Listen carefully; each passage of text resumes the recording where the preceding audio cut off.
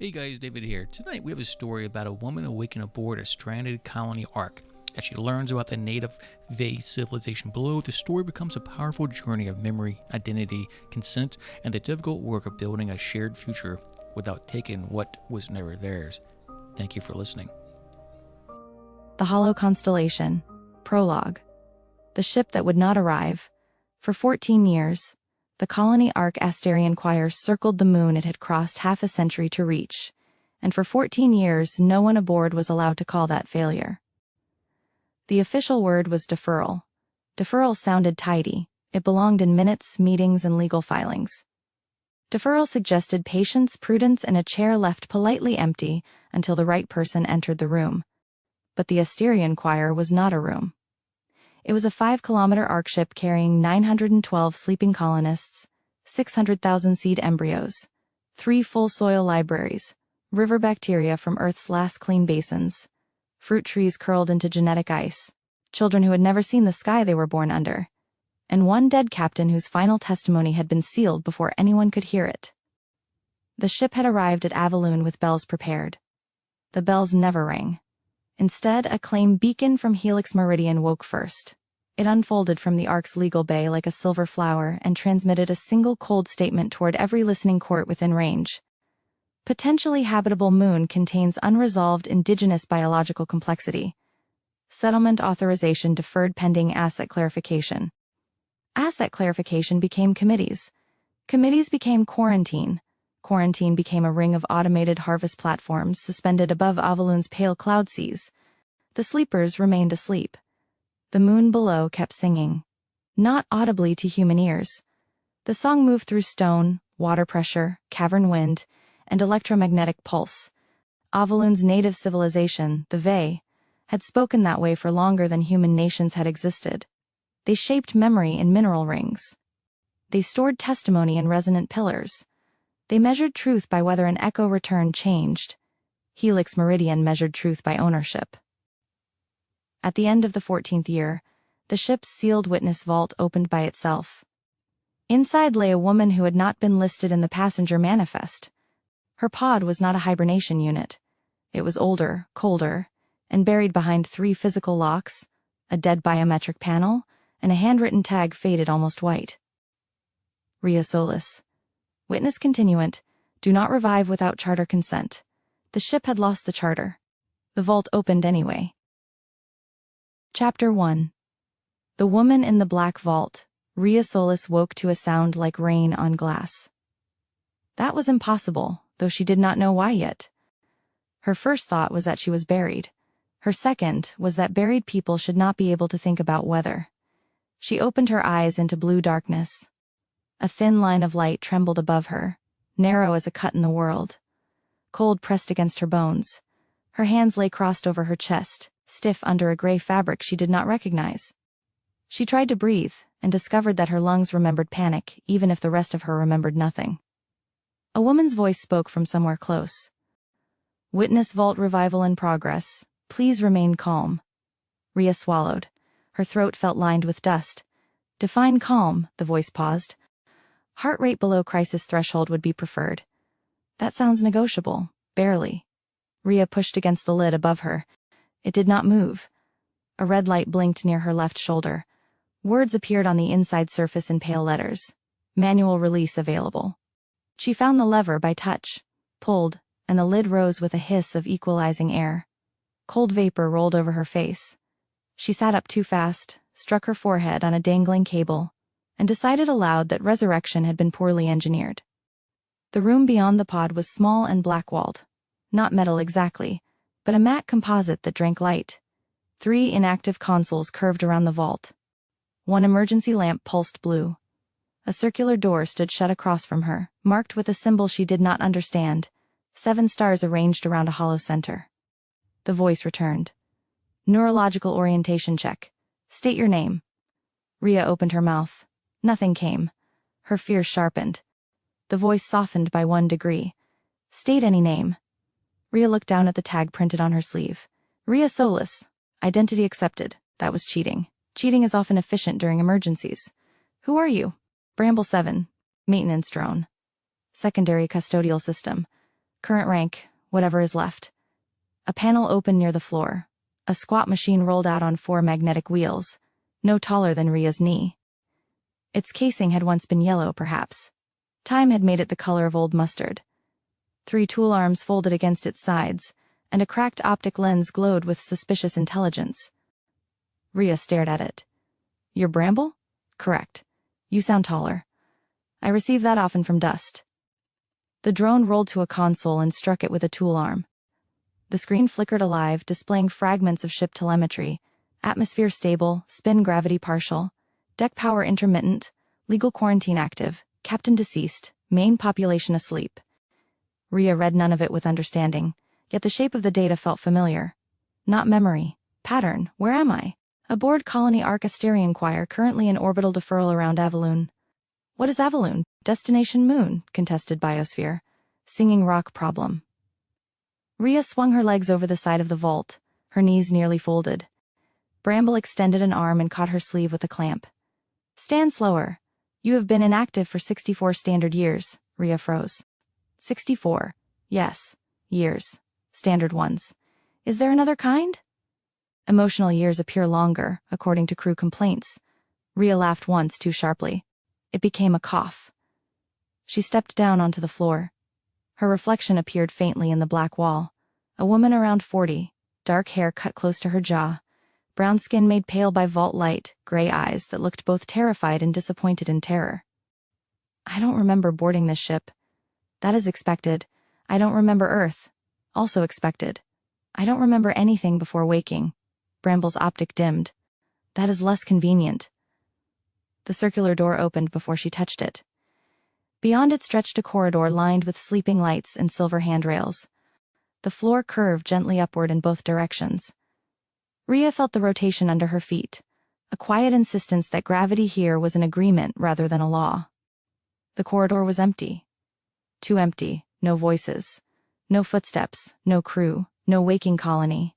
Only distant ventilation, the low groan of an old hull, and somewhere far away the repeating ping of a system asking for permission from people who could no longer answer.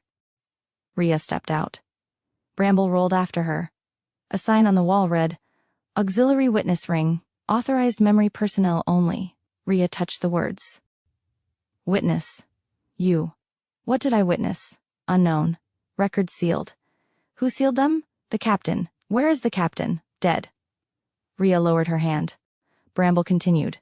A more tactful system would have delayed that answer. "I am not a more tactful system." Noted. They walked. At the first junction, Rhea found a viewport. Dust clouded the glass. She wiped it with her sleeve and saw space.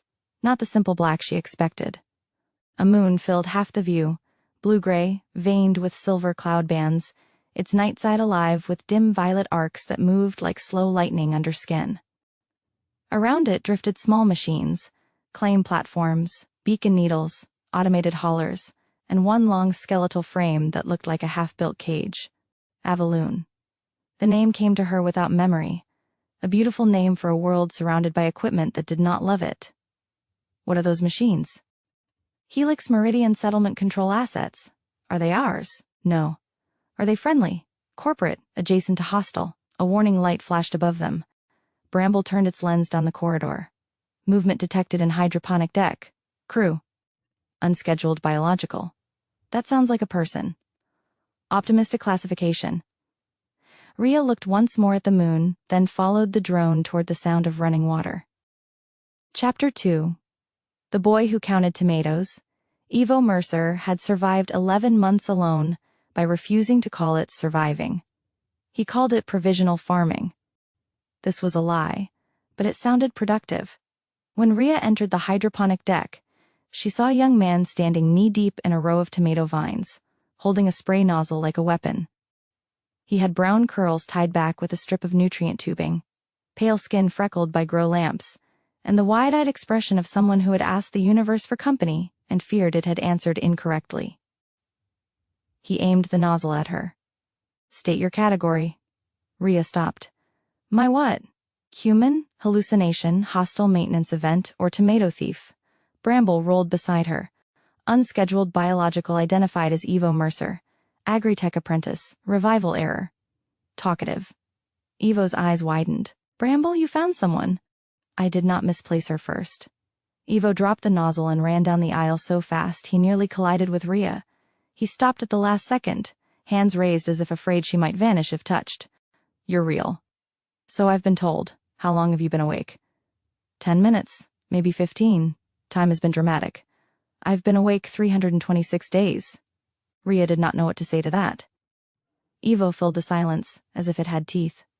My pod unlocked early after a power surge in the agri-ring. The computer wouldn't wake anyone else. I tried. I really tried. But I only had apprentice clearance, and half the terminals were locked, and the ship kept saying settlement authorization deferred, which is a very fancy way to say everyone stay frozen while lawyers ruin agriculture. He inhaled. Do you want a tomato? Rhea blinked. Yes. He gave her one with solemn ceremony. It tasted like sunlight and acid and proof that her body still understood the world. She closed her eyes. Evo softened. First fresh food after Vault Wake? I don't know. Oh, memory trouble?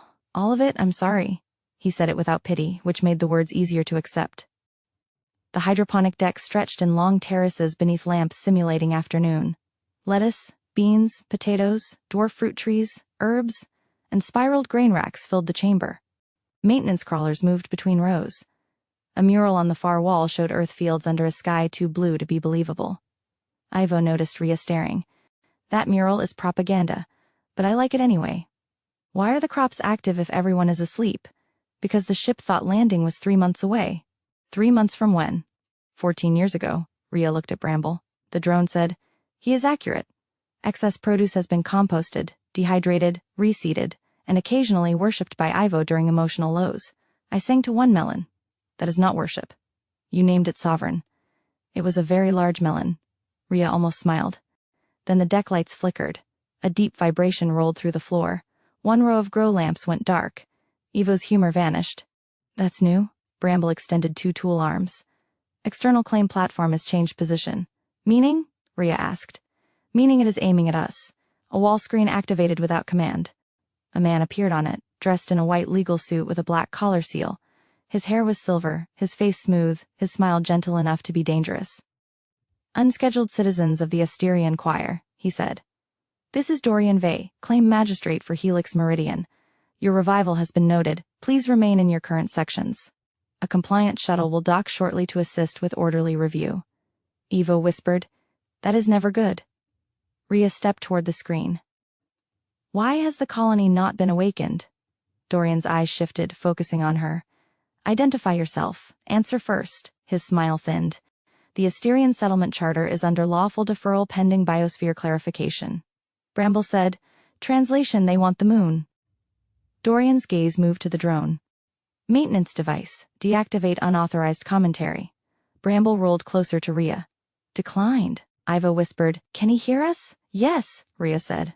Oh, then declined twice. Dorian ignored him. Rhea Solis, your vault should not have opened. So everyone keeps implying. You are not a colonist, then what am I? Dorian leaned closer to his camera. You are evidence. The screen went dark. Rhea stood still, tomato juice drying on her fingers. Evo said carefully. That was deeply ominous. We should maybe go somewhere with locks. Bramble's optic flickered toward a side corridor. Better? We wake someone with authority. Captain? Rhea asked. Captain is dead. Evo raised a finger. We could wake the next least dead authority. Bramble displayed a list in the air. Cell Arden. Chief Systems Engineer. Status. Viable. Clearance. Aggressively useful. Rhea looked from the list to the dark screen. Then let's wake aggressively useful. Chapter 3. Cell Arden refuses to panic. Cell Arden woke swearing. This made Rhea trust her immediately. The revival chamber had tried to be gentle. Warm light, gradual mist reduction, muscle stimulation, voice prompts, nutrient drip. Cell responded by opening one eye, seeing Evo holding a medical manual upside down, and saying, If that boy is my doctor, put me back. Evo rotated the manual. In my defense, the pictures are confusing. Cell sat up with the grim determination of a woman who considered weakness a scheduling problem. She was short, broad-shouldered, brown-skinned, and silver-haired at the temples. Cryotremors shook her hands. She stared them down as if they were subordinates. Rhea handed her water. Cell drank, coughed, and looked at Bramble. Report. Bramble projected ship status. Cell's face changed by millimeters. That was enough. 14 years. Yes, Bramble said. Captain, dead? Command staff? Asleep, locked, or medically unstable? External jurisdiction. Helix Meridian claim control. Cell closed her eyes. Evo leaned toward Rhea. She's handling this very calmly. Cell said, I am not calm. I am prioritizing. She swung her legs over the pod edge and nearly fell. Rhea caught her. Cell glared. Tell no one. I have no one to tell. Efficient. They moved to engineering spine 2 through corridors where emergency lights pulsed like a tired heartbeat. Cell asked questions without wasting syllables. Rhea answered what she could. Evo answered the rest, often with unnecessary context. Bramble corrected both of them when it felt morally obligated, which was frequently. The engineering control room was a cathedral of dormant machinery. Fusion status pillars rose 3 decks high. Cooling lines glowed under transparent floor panels. A dead main console curved around the forward window, beyond which Avelune rotated under violet storms. Cell touched the console. It did not wake. She turned to Bramble. Why is command architecture dead? Captain locked it after recording final testimony. Where is testimony? Sealed. Who can unseal it? Bramble turned its lens to Rhea. Rhea felt the room waiting. No. Cell studied her. No what? No to whatever everyone thinks I am. What do you remember? Nothing. What do you know? Rhea hesitated. She looked at the console, at the locks, at the old ship symbols arranged in a pattern she did not remember learning. Her hand moved before permission. She touched 3 dark panels in sequence. The console came alive. Eva whispered, that was either amazing or deeply suspicious. Cell's eyes sharpened. Both. A recording icon appeared. Captain Oren Vale. Final testimony. Access witness continuant. Rhea stepped back. Cell did not push. That too made Rhea trust her. Instead, Cell opened engineering diagnostics. Her face hardened. Helix installed remote locks in our landing systems. Eva leaned over the display. Can they do that? They already did. I mean legally. Cell looked at him. Sorry. Apprentice question. Bramble projected an external schematic. Several claim platforms were moving closer to the Ark. Beneath them, smaller units unfolded from storage racks like insects waking in formation. Harvesters, Cell said. Rhea felt the word settle badly. What do they harvest? Initial settlement grids, atmosphere sampling, mineral anchors, soil clearance. If they land, they establish Helix operational presence. Ivo frowned. That sounds boring for invasion. Boring is how corporations prefer invasion. A second screen lit. Dorian Vey reappeared, now seated in a white chamber with Helix Meridian spiral emblem behind him. Chief Arden, he said. Your revival complicates compliance, but I am pleased to see engineering talent preserved. Cell stared at him. Remove your locks from my ship. Your ship is under deferral jurisdiction. My ship carries sovereign colonists under Asterion Charter. Your charter is suspended by unresolved native intelligence review. Rhea stepped forward. Then why are your machines preparing to land? Dorian's gaze lingered on her. Because review has reached its conclusion. Which is? The Vey are a distributed biospheric phenomenon, not a technological civilization with property standing under Helix settlement law. Cell's voice went flat. You classified people as weather. Dorian smiled sadly. A poetic distortion. They are not people in any legal sense that binds us. The engineering room went very quiet. From somewhere below, through hull and structure, came a faint vibration. Not the ship. Avelune. A tone rose through the deck, too deep to hear fully, yet everyone felt it in their ribs. The moon was answering. The screen flickered. Dorian's smile vanished for 1 second. Rhea touched the console. Light spread under her fingers. The sealed testimony icon pulsed. She heard a man's voice in her head, older, exhausted, urgent. If they call the Vey a phenomenon, play the 3rd record. Rhea pulled her hand back. Cell noticed. Memory? No. What then? Rhea looked at the testimony file. Instruction. Chapter 4. The Dead Captain Speaks. Captain Oren Vale had recorded his final testimony in the observation chapel. Cell insisted they go there before opening it. Engineering consoles can be corrupted, she said. The chapel archive is analog-backed. Evo frowned. What does that mean? It means when expensive systems lie, old systems keep receipts. The observation chapel occupied the forward ridge of the ark, just below the command blister. It was not religious unless one considered distance holy. A long transparent wall looked down on Avelune. Benches curved in tiers behind it. Above the window, 912 small name lights glowed faintly, one for each sleeping colonist. Rhea paused beneath them. So many lives waiting for a decision no one had made honestly. Cell activated the central archive plinth. It asked for a witness. Rhea stood before it. A needle of light scanned her face, then her eyes, then something deeper. For a moment she felt herself falling through other people's voices, arguments, alarms, a hand on glass, the captain saying her name with grief in it. The plinth unlocked. Captain Oren Vale appeared as a life-sized projection. He was tall, gray-bearded, and gaunt from sleepless command. Blood stained one sleeve. Behind him, the same chapel window showed Avelune brighter and closer than it was now. "This is Captain Oren Vale of Colony Ark Asterion Choir," the projection said. "Final testimony, sealed to witness continuant Rhea Solis, and any surviving charter authority. If this record plays, assume Helix Meridian has suppressed primary reports." Evo whispered. "He looks terrible." Cell murmured. "He looked worse at launch." The captain continued. "Avelune is inhabited, not potentially, not ambiguously. Inhabited. The Vey are a resonant civilization distributed through caverns, mineral lattices, fungal nerve fields, and mobile envoys shaped from living stone and flesh. They possess memory, language, diplomacy, territorial conceptions, art, mourning, and law. They recognized our arrival before we recognized them." The projection shifted to footage from the moon. Vast caverns lit by blue crystals, stone pillars vibrating with harmonic light, tall figures moving through mist with limbs like braided root and polished shell. Nadi Quill appeared beside the captain in the recording, younger than Rhea expected, her dark hair shaved on one side, her eyes bright with awe. "They do not divide land from body the way we do," Nadi said. "A helix survey mistake reads their quiet surface as absence. It is not absence, it is restraint," the captain returned. Helix Meridian attempted to classify the Vey as a biospheric process to preserve settlement claim priority. I refused. I ordered a pause in landing. Helix invoked deferral and disabled command access. I began revival procedures for a public witness panel. They sabotaged the sequence. His face tightened. "Rhea, if you are hearing this, I am sorry. You were built to preserve testimony if living witnesses were compromised. I authorized your vault because I believed memory might survive where command could not." Rhea's breath stopped. "Built." Ivo looked at her, confused and frightened for her. Cell's expression closed like a pressure door. The captain continued. "You are a continuant, not a recording, and not a tool.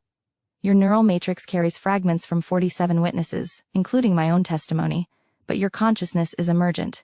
You are legally recognized under the Asterion Charter as a person. Helix will deny this. Do not let them define you before you define yourself." The projection flickered. A younger Rhea appeared in the recording, lying in the black vault, eyes closed while doctors worked around her. No, not younger, unwoken, unfinished. A body made to hold witness when witnesses could be erased. Rhea stepped back until she hit a bench. "I'm not human," Bramble said. "Incorrect. Category dispute unresolved. Not now. Especially now." The captain's final words filled the chapel. "If Helix deploys harvesters, they will anchor claim law by physical intrusion. The only peaceful counterclaim is public contact with the Vey under living charter witness. Wake Nadi Quill if possible. Wake Cell Arden, if not already done. Wake no mass colony until consent terms are established. The hungry make poor diplomats, and desperate people can become an invasion even when they mean to become neighbors." The projection dimmed. "Rhea, forgive us for making you in fear. Live is more than our fear." The record ended. No one spoke. Avelune turned beneath them, cloud and violet light and unreadable patience. Rhea looked at her hands. They were steady. That felt unfair. Evo sat beside her. "I don't know what to say." "Good," she said. "Neither do I." He nodded. After a moment he offered, "You still eat tomatoes like a person." Despite herself, Rhea laughed. It hurt. Cell stood at the plinth, reviewing the captain's appended files. Nadi Quill is alive. Pod stable. Linguistics bay is under lock, but Rhea can probably open it. Rhea looked up. You trust me after hearing that? Sel's gaze was blunt. I trust the captain's record. I trust that you look horrified. Tools don't usually hate being tools this quickly. Bramble added. Also, you did not steal hydroponic inventory beyond 1 tomato. Thank you, Bramble. You are welcome, possible person. Evo winced. We'll workshop that. A tremor passed through the chapel. Outside, one helix harvester detached from its platform and began descending toward the moon. Sel swore softly. Dorian Vey's voice entered the chapel speakers. Captain Vale's old grief will not help you. The moon has had 14 years to make a legal argument and has produced music. We will proceed. Rhea stood. The shock was still there, the fear, the hollow inside her name, but under it something else had begun to form. Not memory, choice. Wake Nadi, she said. Chapter 5. Nadi Quill and the Moon That Answered. Nadi Quill woke gently and immediately asked whether the moon was still singing. No confusion. No panic. No accusation. Just that. Rhea liked her before the second sentence. The linguistics bay smelled of old paper, mineral samples, and stale antiseptic. Nadi sat wrapped in a thermal blanket, hands around a cup of nutrient broth, listening to Sel summarize 14 years of disaster with admirable economy.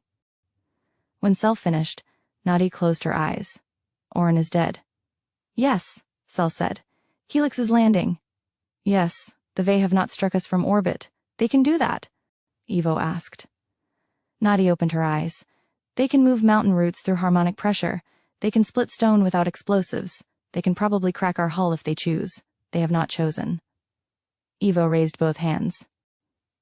I vote we appreciate that loudly. Nadi turned to Rhea. And you are awake. So I'm told. Nadi studied her with painful tenderness. Do you remember me? No.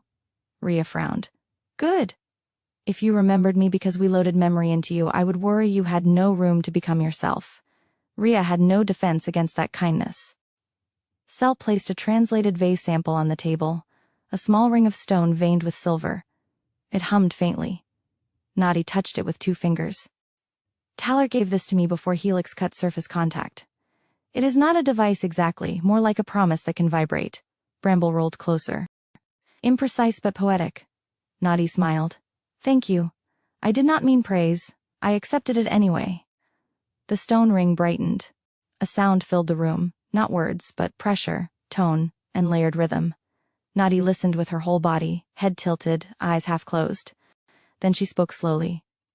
Taller is alive. The Vey know the harvester descends. They ask whether the ship has chosen hunger over witness. Evo swallowed. That's a devastating question. Rhea stepped toward the stone. Can we answer? Nadi nodded. Carefully. What do we say? The truth. It is easier to remember. Rhea looked at Sel. Sel said, the first harvester lands in 6 hours unless we stop it. Can we? From command, maybe. Command is sealed. Can I open it? Probably. Will that make me useful or owned?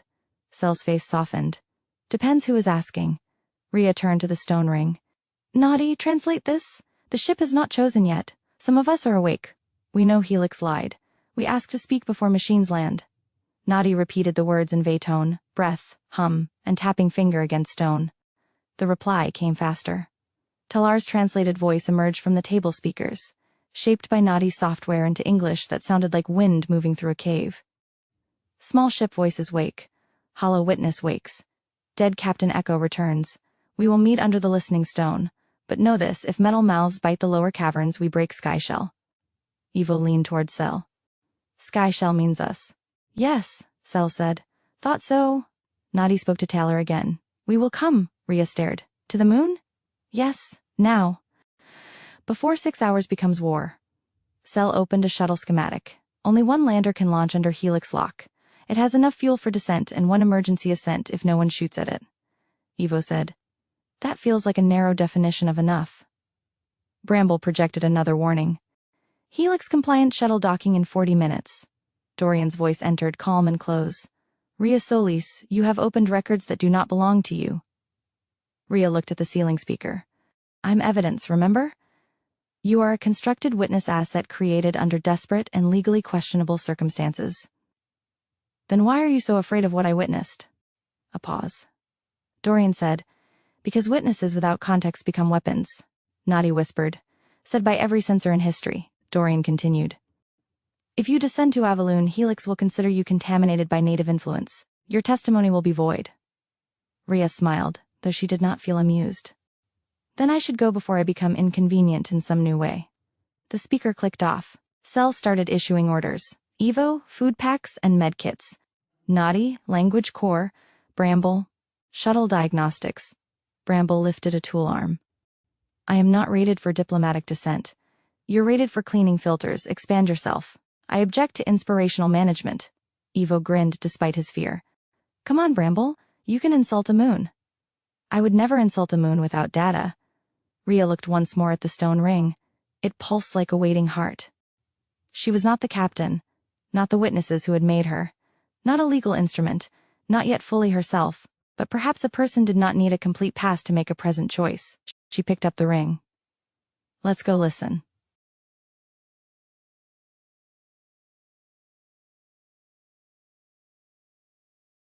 Chapter 6. The Listening Stone. The shuttle was named Finch, which Evo said was a bad omen because small birds should not be asked to survive corporate artillery.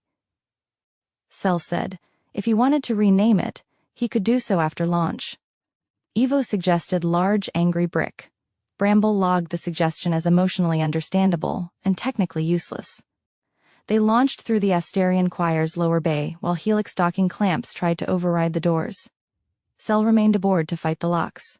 Captain Vale was dead. The rest of command slept. So Rhea sat in the co-pilot chair beside Nadi, while Evo strapped into the rear seat holding food packs, emergency beacons, and one tomato he claimed was culturally important. Bramble magnetized itself to the deck. I dislike atmospheric entry. Rhea checked the descent display. Have you done it before? No. Then how do you know? I anticipate accurately. The shuttle dropped toward Avelune. The moon grew from map to world. Clouds parted over a region of dark seas, pale grasslands, and black ridges that rose like the spines of sleeping beasts. Violet arcs pulsed along the mountains. Below them, the Helix harvester descended on a separate path. A silver machine the size of a town, unfolding drills and anchor legs. Nadi touched the Vey ring. Talar says to follow the river that shines without sun. Evo looked out the window. Several rivers are doing emotionally alarming things. Rhea saw it.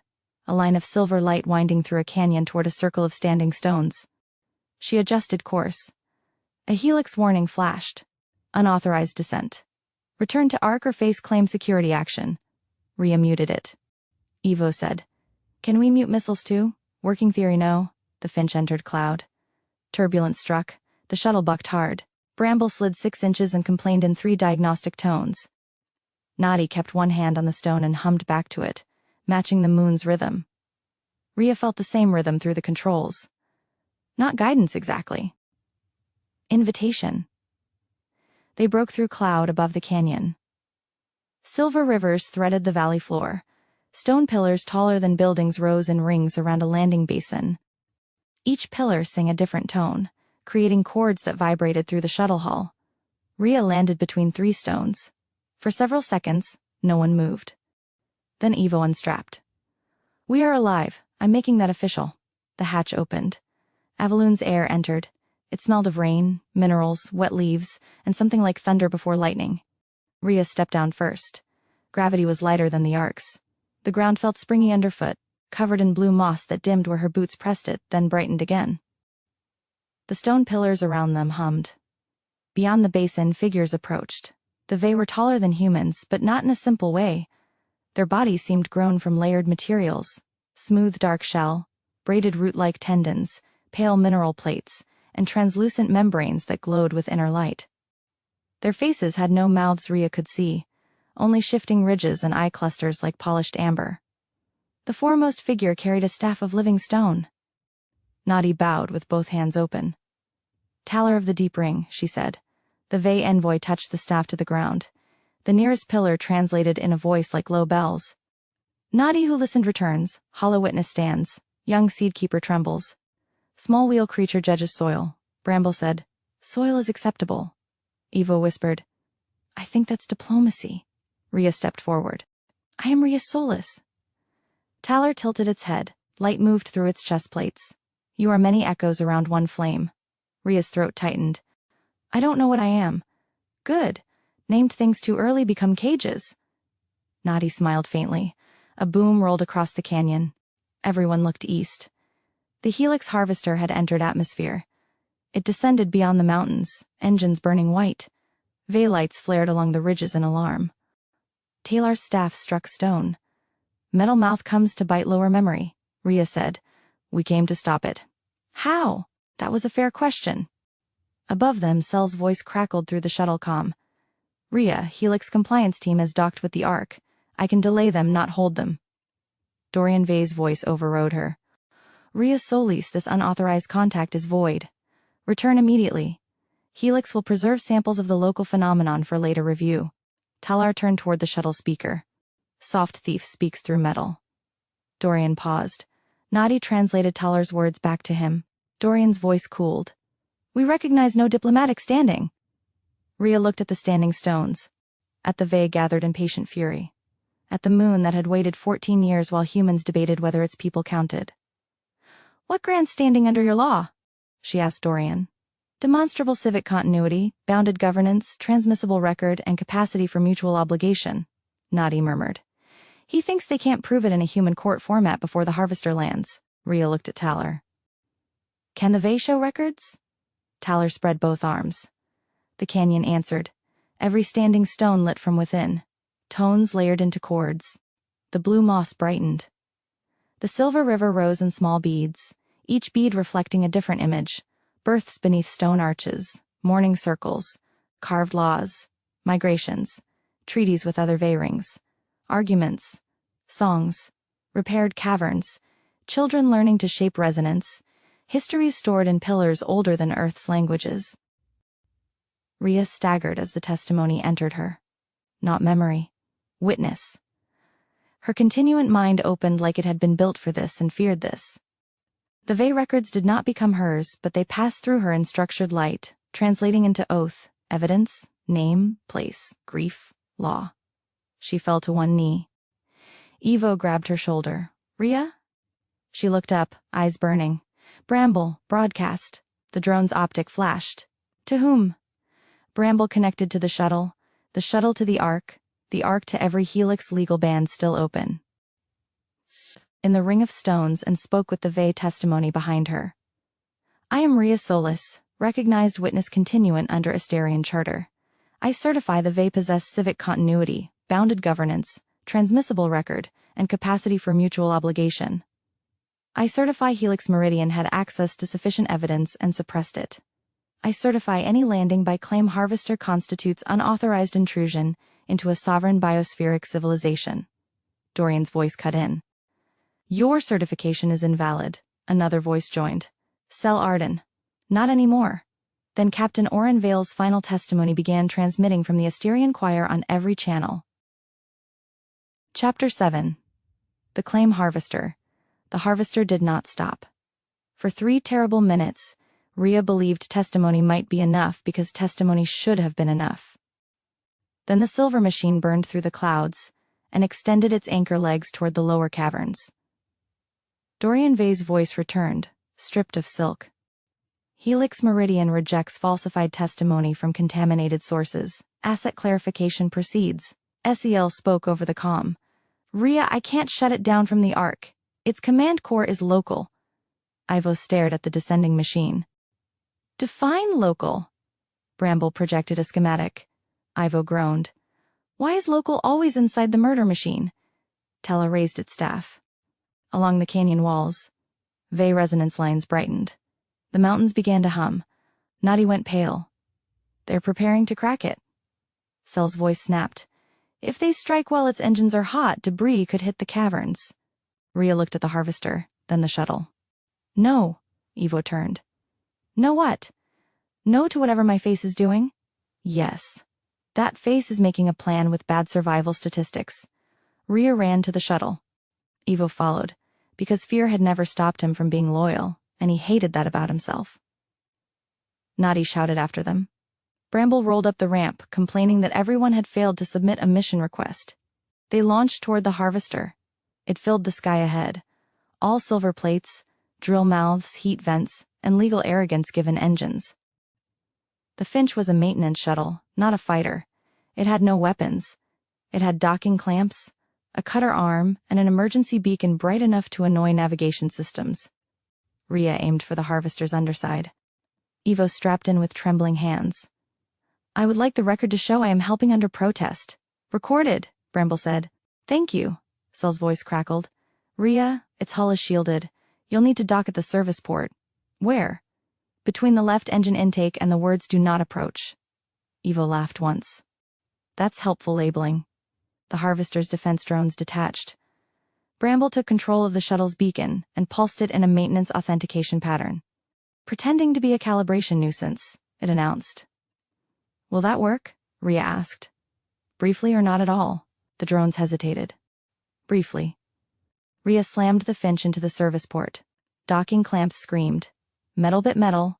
The shuttle locked. Inside the harvester, gravity was harsh and wrong. The corridors were bright, sterile, and built for robots. Rhea, Evo, and Bramble moved fast toward the command core. Nadi stayed with the shuttle, translating Vey warnings, and trying to keep Taller from turning the machine into shrapnel. A Helix security unit rolled into the corridor ahead, turret unfolding. Evo threw the culturally important tomato at it. The tomato splattered across its sensor. The turret paused. Bramble zipped under it and drove a tool arm into its wheel assembly. The unit toppled. Evo stared. "That worked." Bramble said, "Agriculture has tactical applications." They reached the command core, a spherical chamber around a pillar of white processors. At its center pulsed the claim engine, a legal AI designed to certify landfall, resource access, and settlement priority faster than courts could object. Dorian appeared as a hologram above the pillar. "Rhea, stop. You are destroying the only future your colonists have." Rhea approached the controls. "You keep saying future when you mean ownership." Humanity crossed the dark because Earth failed. "Do you think desperate people will accept living forever above a world they cannot touch? No? I think desperate people deserve the truth before they become an invasion. The Vey will limit you. They will negotiate you into extinction politely," Evo said. "That is projection with excellent diction." Dorian ignored him. "Rhea, you were made by humans. Your loyalties should not be confused." Rhea stopped. The words hit where he intended. Made by humans. From human fear. For human testimony. Then she heard Talar's voice through Nadi's open channel. "Hollow witness. Echo is not chain. Echo chooses where to return." Rhea placed both hands on the claim engine. It tried to reject her. She gave it every record at once. Captain Vale's testimony. Nadi's translations. Cell's engineering logs, the Vey civic memory, Helix suppression orders, Dorian's own statements. The full legal definition he had used to deny them. The claim engine stalled. Bramble plugged into the lower port. Adding maintenance note, machine is wrong. Evo leaned in. "Can you add that formally?" "Already did." The harvester's descent slowed. Then Dorian triggered manual override. The machine lurched. Cell shouted over comms. "Engines spiking. It's going to force anchor." Rhea looked at Bramble. "Can we cut power?" "Yes." "Will we get back to the shuttle?" "No." Evo went white. Rhea closed her eyes. The witnesses inside her were silent. That mattered. They did not command. They waited. She opened her eyes. "No sacrifices unless there's no other repair." Evo swallowed. "I strongly support that doctrine." Rhea looked up at the processor pillar. "Bramble, can you make the harvester think it has already landed?" Bramble paused. "That is fraud. Yes, I approve conditionally." They fed the claim engine a false completion loop using the Vey resonance map as impossible terrain. The machine tried to certify anchors, found itself unable to define ground, attempted again and again and again. Its legs locked, its engines throttled down to avoid damaging a landing it believed had succeeded. The harvester hung motionless above the caverns. Then the Vey sang, not to destroy, to move. Resonance lifted from the canyon, caught the huge machine, and shifted it sideways like a stone being rolled by patient water. The harvester drifted away from the lower caverns and settled onto an empty basalt plain where no Vey memory lights glowed. Its engines died. The claim engine displayed one final message: landing status philosophically uncertain. Evo stared at it. I want that on a shirt. Rhea sank to the floor, shaking. Dorian's hologram flickered. This is not over. Rhea looked up. No, but now everyone heard you say it. Chapter 8. Larkhaven. They woke the colony slowly. That was the first honest decision. Not all at once. Not with banners. Not with old brochures promising empty land and easy dawns. The first group awakened were doctors, mediators, engineers, soil scientists, teachers, and 3 elected civilian auditors whose primary qualification was that they annoyed everyone in different directions. SL insisted on the auditors. Trust requires witnesses with bad tempers, she said. Evo's mother woke in the second group. He had not spoken of her much, not because he did not love her, but because love had become a room he was afraid to enter alone. When she stepped from the revival bed, thin and trembling, he stood frozen until she said his name. Then he folded like a child.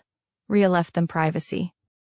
She found Nadi in the observation chapel, speaking softly with Talar through the stone ring. Below, Avelune's night side glowed with Vey cities that humans had once mistaken for mineral activity. Nadi turned. They are willing to host a first settlement. Host? Not grant, not sell, not surrender. Host? Rhea sat beside her. Where? An upland plateau above the northern river.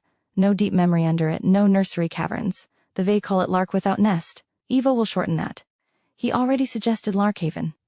Of course he did. Nadi smiled. The Vey find it acceptable. A haven is not a claim if the door remains open both ways. The first public assembly happened 7 days after the harvester stalled. It took place in the hydroponic deck, because it was the only chamber large enough, alive enough, and capable of making frightened people feel fed. Colonists stood between tomatoes and dwarf apple trees while Cell presented the ship status. Nadi presented Vey contact terms, and Captain Vale's testimony played in full. There was anger, there was fear, there were accusations. A farmer demanded to know why humans should negotiate with beings who could crack the hull. Talar, projected through the stone ring, answered, because we did not. That ended the room for a while. Dorian Vey was arrested by Helix's own compliance crew once the suppressed records reached interstellar court. Not because the corporation had grown a conscience. Because being caught early made him more useful as a container for blame. Rhea understood that. So did Cell.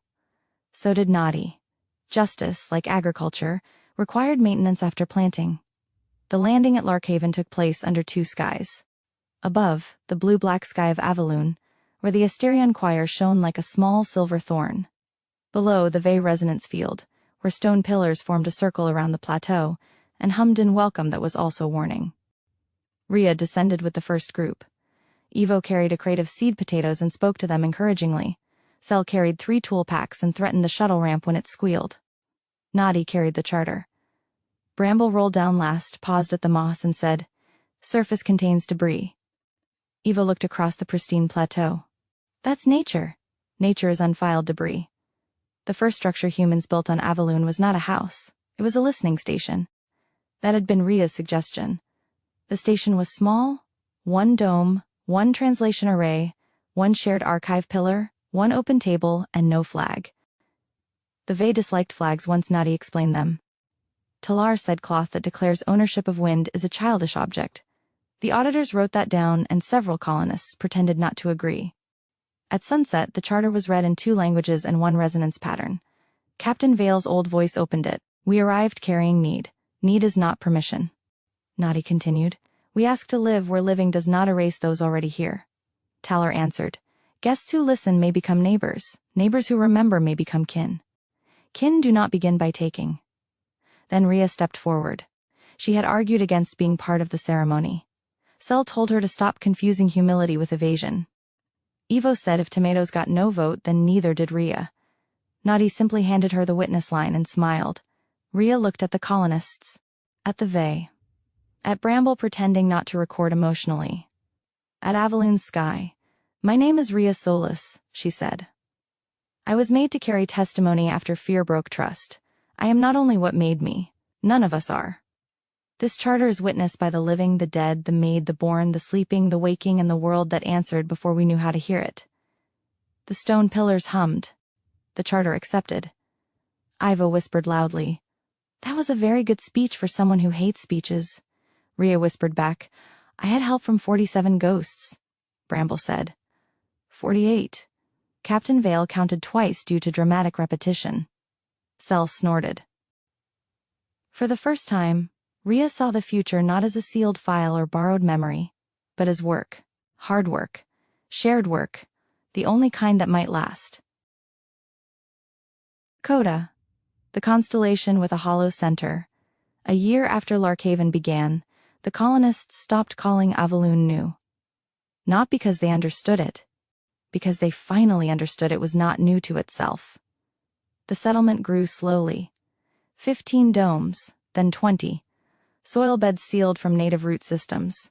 Water drawn only from agreed channels. Children learning 2 histories before arithmetic was finished with them. Engineers learning that Veystone did not tolerate careless drilling. Farmers learning that some moss sang when shaded and sulked when praised. Bramble learning that outdoor dust was not a personal insult, though it remained unconvinced. Ivo became the first human Vey agriculture liaison, a title he claimed sounded too serious for a man once emotionally dependent on a melon. He still talked too much. The Vey liked this. They said his speech made many small echoes and therefore revealed where fear hid.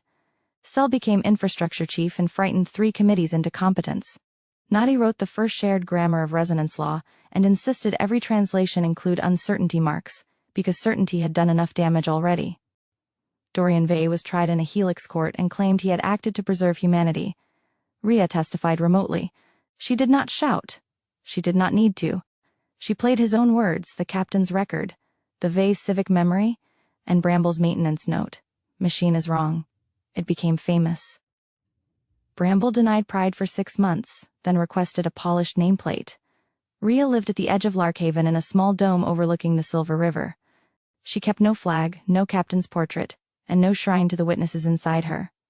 She kept a garden of 3 tomato vines, one of which Ivo had named philosophically uncertain. Some mornings she woke with fragments that were not hers. Captain Vale's hand shaking over a seal command, Nadi laughing in a survey tent, a doctor arguing that a made person still deserved a birthday, a Vey child tapping light into stone. She let the fragments pass through. Witness did not mean possession. One evening Talar found her beside the river. The envoy stood very still, which Rhea had learned meant polite inquiry. You carry less hollow, Talar said through the translator stone. I still don't remember a childhood. Many born ones misremember theirs. They remain real. Rhea smiled. That is either comforting or insulting. Yes, the first stars appeared. Human navigators had named constellations in the old way, drawing lines between lights and pretending the shapes belonged to them. The Vey did not connect stars with lines. They listened for absences between them. Talar pointed toward one dark gap inside a ring of 7 stars. That is your pattern, the hollow constellation. Not empty, open. Rhea looked up.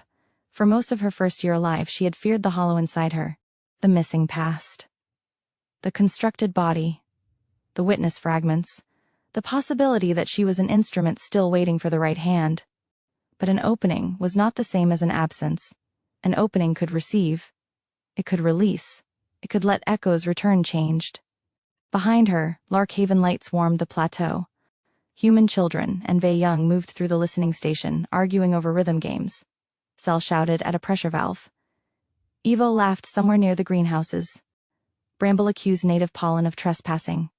The Asterion Choir crossed the sky, no longer a prison of sleepers or held breath, but a working harbor. Rhea touched the witness ring at her throat. What do the Vey do with testimony once it has been heard? Talar's inner lights pulsed softly. We carry it until it teaches us how to become different. Rhea looked at the hollow constellation, at the open center, at the shape that was not a cage. Then I'm still carrying, she said. Yes, Talar answered. So are we. The river sang. The settlement answered imperfectly. Human voices and Vey resonance and drone static, braided together beneath the first honest night of a shared world. And that is our story for tonight. I hope you guys enjoyed it. Ray's journey reminds us that memory, truth, and identity are not always simple things. Sometimes a future begins when people choose to listen before they claim, observe before they judge, and build only where trust has room to grow. If you like this story, please like, subscribe, and comment below. Let me know if you'd like to hear more from this world. Until next time, thank you for listening.